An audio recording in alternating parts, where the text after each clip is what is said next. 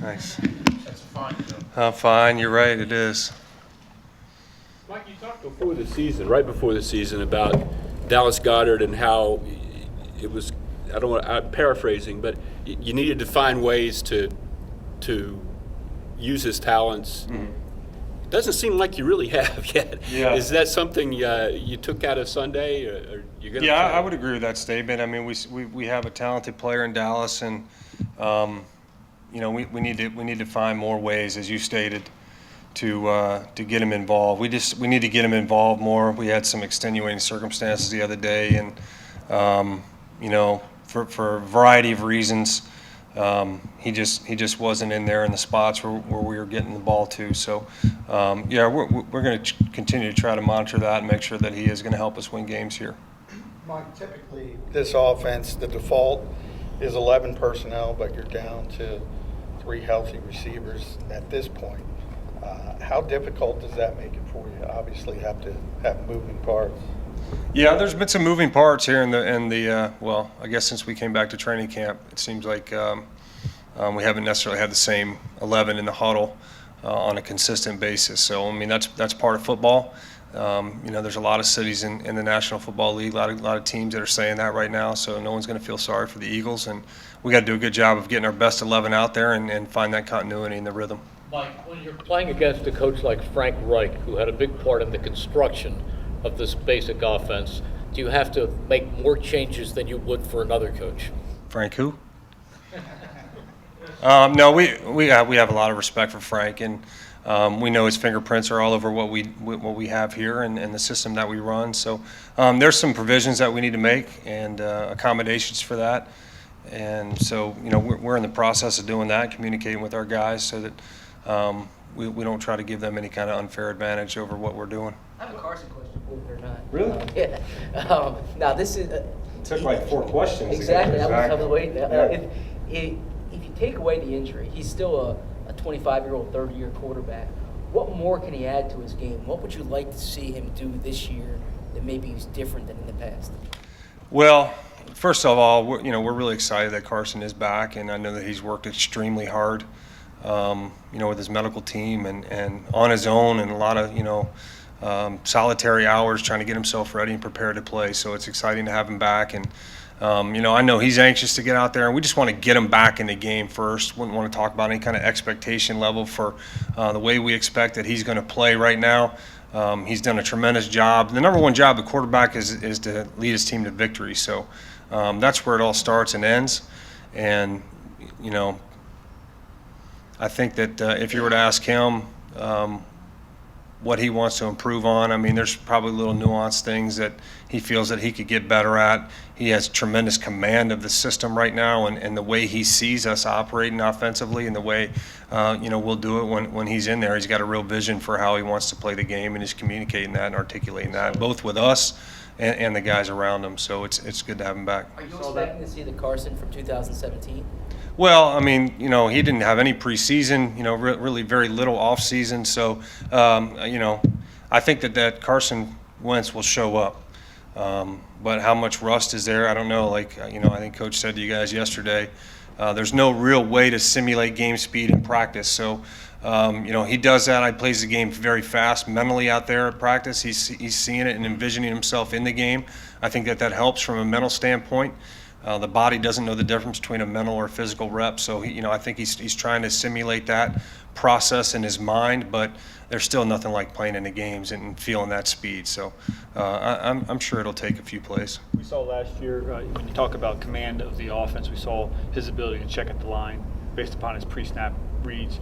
Do you anticipate him growing even more in that regard, and how much will that add to the offense? I would, I think every year in, there's a comfort level, and then obviously being surrounded by the same guys and having a comfort level for what they do really well, and their comfort in the offense, and being able to take something in an instant and make it happen out there during the course of the game certainly gives a lot of people confidence. So I certainly do feel like that's a strength of Carson's. Mike, when a team's playing at home and doesn't have to go silent count, how much does that add to the efficiency of an offense in general? Or can you even quantify that in terms of your flexibility, audibling, or whatever?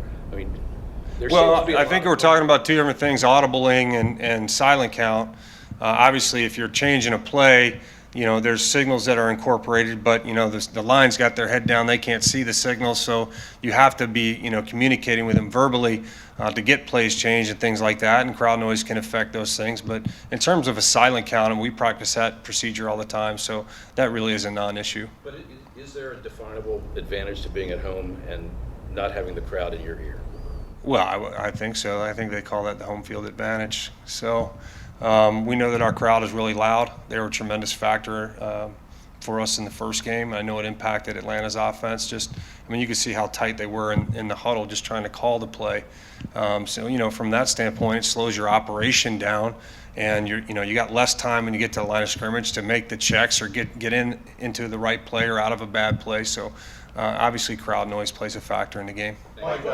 Nelson Aguilar had that stretch where he got on the fourth down, he got banged up a little bit, and then he got hit on a punt return a minute later. Then he caught a touchdown and had to jump over a photographer, and it just seemed like that sequence kind of demonstrated how, a toughness about him. He was able to kind of work through all that stuff. He had to be hurting a little bit after the couple plays. What has he shown you just as far as toughness and being able to function through that kind of stuff? Well, he's got tremendous competitive toughness and physical toughness and mental toughness.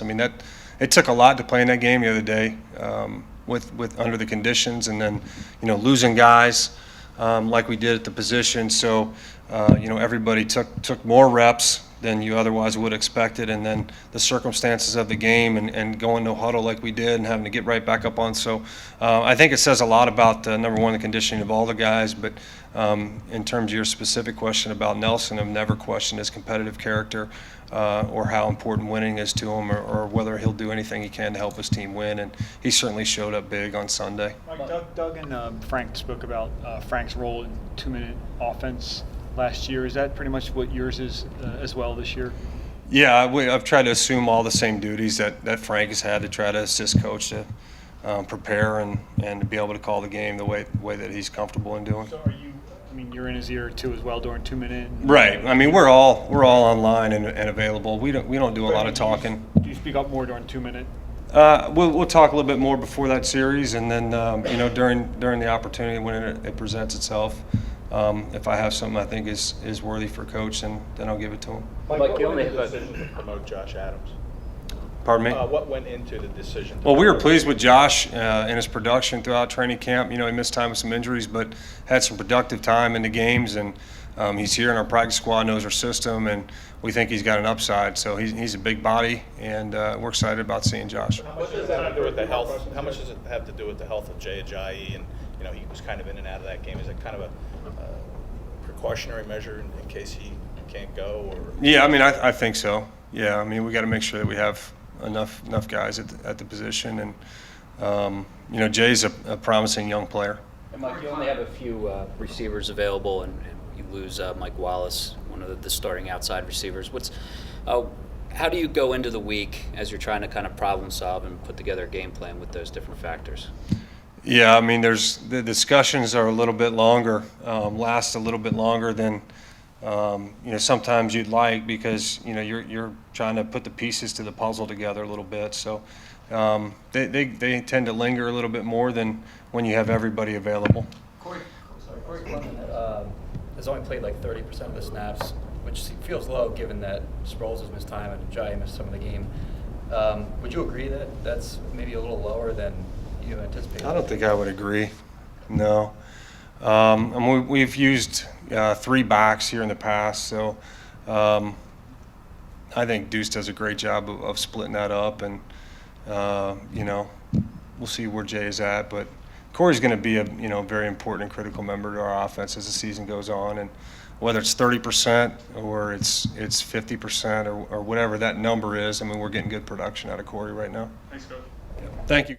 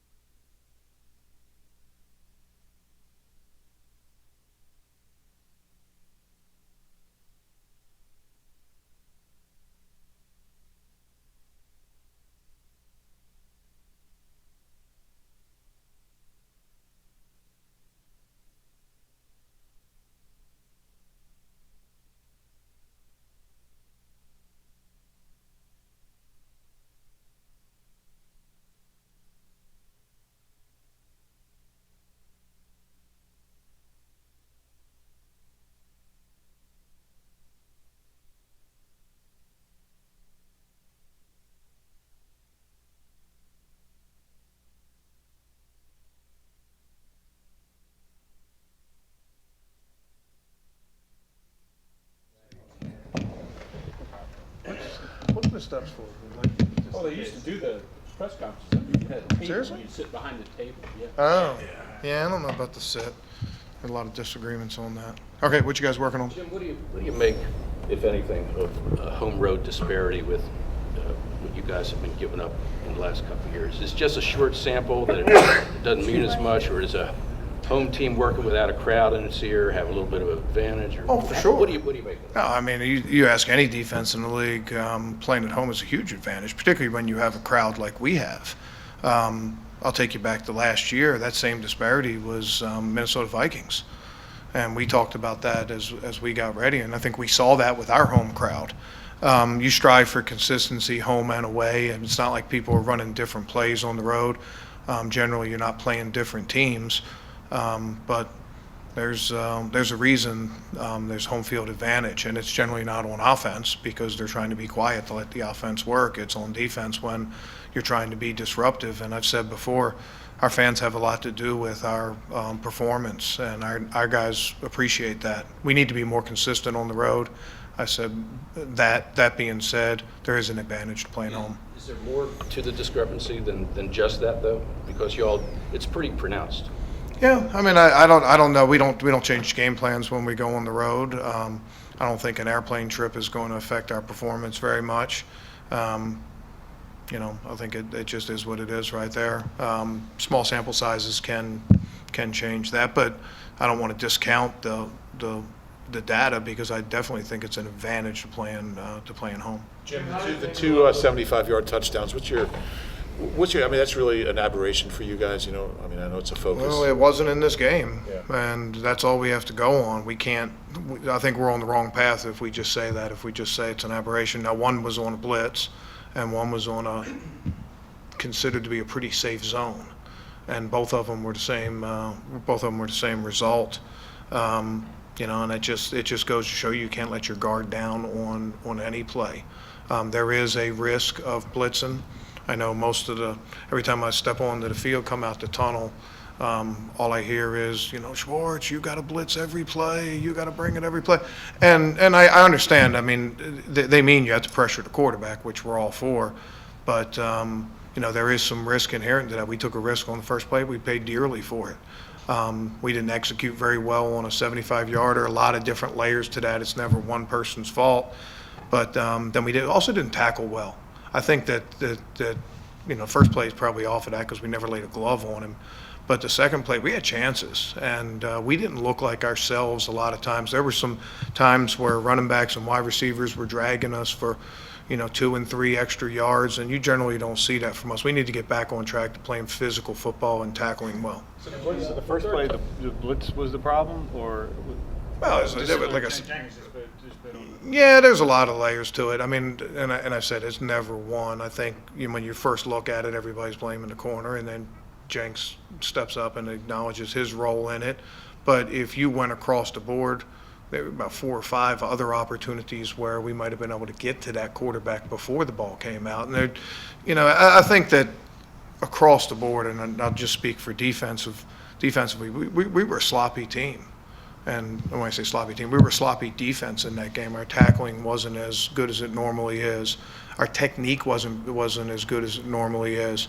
Our pursuit and things like that got a little bit sloppy at times. You can't blame the weather on that. We need to do a better job. We have very few missed assignments, just like just blown things. We had a couple, one of which cost us a touchdown in the red zone, but we were sloppy in our technique, and that led to plays like that. So it's very rare that it's one person's fault when you got 11 guys trying to do a job, and I think that play is a good example of that. Jim, looking at game tape, does Luck look like the guy we saw a couple of years ago? Well, I know this. He's completing 71% of his passes, and I think they're the first third down team in the NFL. You have to check my math on that. I don't know what the stats were after last night, but those are 2 pretty good signs for a quarterback. He's completing passes. He's still remained a very accurate passer, and he still has very good mobility. He hasn't been afraid to scramble around. He's taken some hits on his shoulder.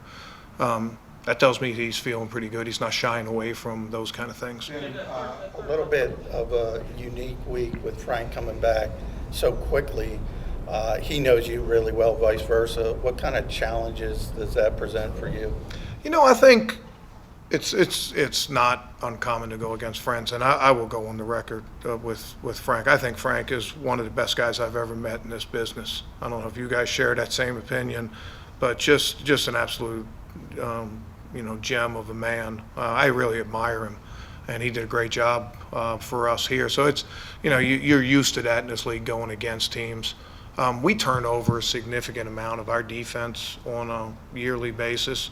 He goes in, I'm sure he's taken some parts of what we ran here, and he has a whole bunch of different coaches, people with different backgrounds that are bringing in different things, a completely different skill set for different players. So it's not going to look like a training camp practice from last year. But there is going to be some familiarity. I mean, you can't help but work around guys for a couple of years. He would always bounce ideas off of me. I'd always bounce ideas off of him. Ask, hey, what are you thinking in this situation? I would ask him to look at plays that we would run on against the scout team and say, hey, is this a legitimate bluff or a legitimate? Did you believe that this was a blitz, or did this blitz fool you, or whatever? And input is, Nick Foles gave us a lot of good input last year. Chase Daniels did too. So I think all of those things go into it, but we're a little bit different. I mean, this game's going to be decided this year, not last year. That third touchdown where Michael jumped and then looked like he circled around, was that him doing it on his own, or was that a called stunt? And it kind of seemed to leave the middle of the No, field. no, he doesn't have coverage down the field. He just got off track once he was, here's the thing with that. Mike was guilty of this, as was Malcolm, as was me. We had a lot of guys that were trying to make a play. And what happens is that sometimes rather than do your job, you press to try to make a play, and all of a sudden you end up giving up plays. And what Mike was trying to do there, we're backed up. He's trying to make a play, get a sack, get a jump, get a tackle for a loss, something like that. He got too aggressive, jumped, and then he just ended up in there. That's what happens when you jump off sides. You get that, but the coverage had nothing to do. We blew a coverage that we very rarely ever blow. We had very few missed assignments in the game. That was one, and we take pride in being a good red zone team. We weren't in this last game. I just meant his rush, when he looped around, should he have stayed there on that side? Well, yeah, I mean that's easier said than done when you're falling off sides and then you're trying to get back. Then the offense get the jam on you, and it's just tough situation. I mean, it's not really designed, but it's not designed to to have a neutral zone infraction either. So Jim, playing from behind a bit more in these first two games than last year. I think you were ahead for about 60% of the snaps last year. Is this defense better suited to play from ahead because of the pass rush you have? Well, I mean, I think you could go for 100% of the defenses are better suited to play ahead. I mean, that's the whole thing we try to do. There's nobody that's laying in wait, just trying to, all due respect to Muhammad Ali, nobody's playing ropey-dope and trying to come back at the last minute. We have, but nobody's trying to do that. This is a game that was important for us to get the lead. We didn't do our part in that. Offense, defense, offense, special teams, that's not our job. Our job is to keep points off the board. One play, one touchdown. Not that we couldn't come back from that because we did. I mean, I'm not happy with the game, but I will say this. I'm still proud of our guys. I've been in the NFL a long time. It was 27-7. We're on the road. We look like crap, and it looks like it's not our day. And somehow we found it in us to get a couple stops. Offense is able to get a couple scores and at least give ourselves a chance. I've been on the other side of those that can easily turn into 42-7, and they're warming the bus up. But I was proud of our guys for at least finding that way. Never finding silver linings in a loss, but Again, not happy with it, but still proud of their effort and still proud of their resiliency. Those are things that will carry us a long way. Hey, Jim, Michael Bennett, I think he had 24 snaps in this game. It was suggested during the Week 1 broadcast that he's not particularly happy being in a rotation. I'm just curious what you've seen out of Bennett and where you think he is mentally. No, I think he works hard, and when he goes on the field, he plays hard, and he's been producing for us. I mean, that jumped off sides notwithstanding. We only had really 58 or 59 true snaps in this game. I mean, it would be great. Yeah, we play 120 snaps. Everybody could play 60 snaps on the defensive line, but that wouldn't be good for our defense. I think our guys are unselfish, and you have to look at the production of our group. I think we can be more productive than we were. We started off, we got a lot of pressure on the quarterback early. As the game went on, we weren't playing with the lead. The quarterback wasn't forced to hold the ball, and all of a sudden we weren't able to get the same pressure.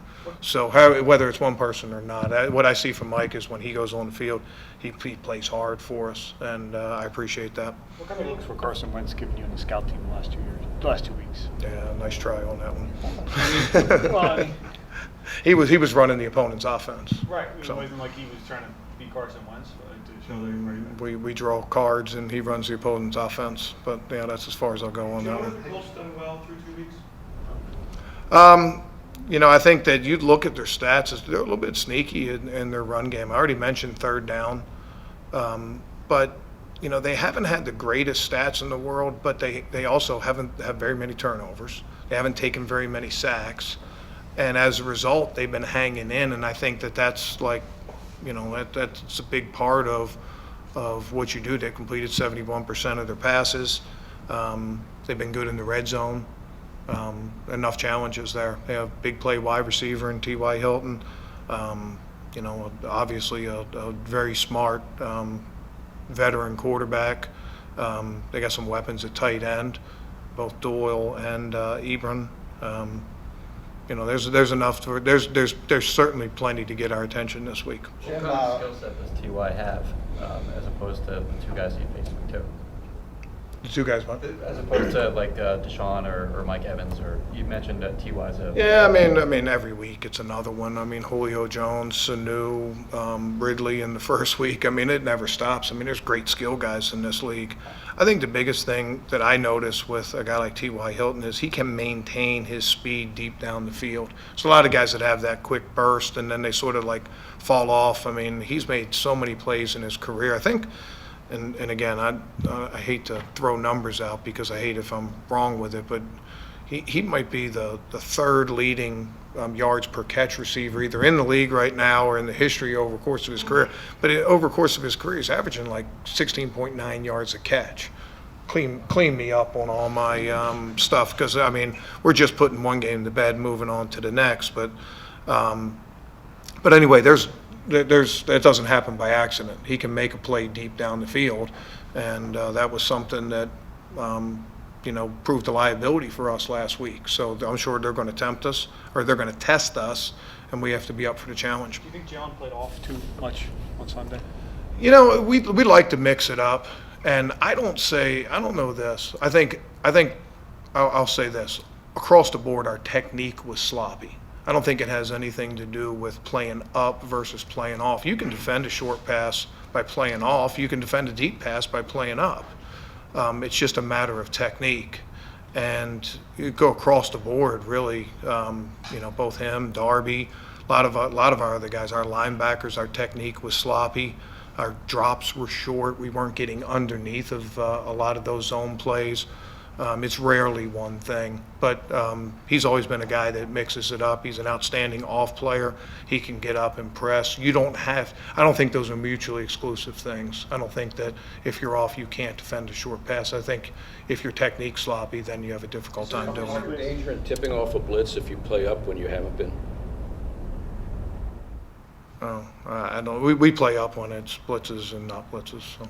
Jim, you mentioned completion percentage of Andrew. League-wide through 2 weeks, they set a record for completion percentage, passer rating as well. Do you just chalk that up for a small sample size, or is it more difficult to play pass defense in this environment? Well, I mean, it's difficult to play defense in general. I mean, we have different strike zones. We have strike zones on quarterbacks. We have strike zones on receivers. Offenses are building more college concepts into their stuff. Quick passes that are high percentage completions. RPOs that are built in, advantage throws that are built in. A lot of working the short stuff and being calculated in their deep stuff. I mentioned last week what was impressive to me about the Bucs is when they took their deep shots, such a high percentage of completion on those.